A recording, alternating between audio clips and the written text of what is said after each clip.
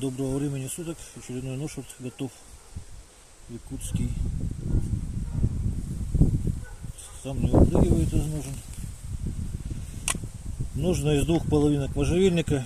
Клинок всегда продезинфицирован. Тянутый бычьим хвостом. То есть кожа без швов. Растительного дубления. Ну, леворукий мне не сильно удобно, конечно, показывать не будет. Но постараюсь.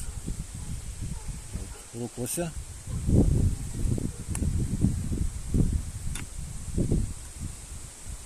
Вот он, то есть я строгаю правой рукой, он зарывается, получается. В руках левши будет наоборот. Ну, на себя это опасно, мне учили никогда так не делать с детства.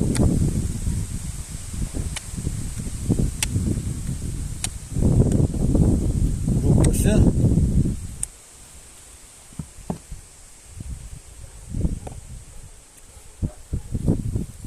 Дерево. Сосна обычно, видно сразу, такие куски отхватывают.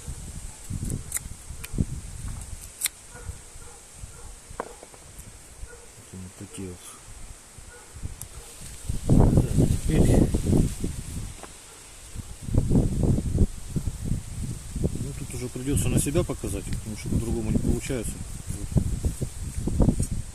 Волосы вот так срезают примерно. Бреет. Так. Кожа такая толстая. Корова или бык, не знаю, но в общем режет ее примерно вот.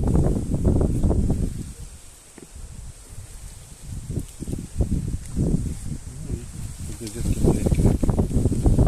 Тоже говорю, левый нож еще не совсем удобно, но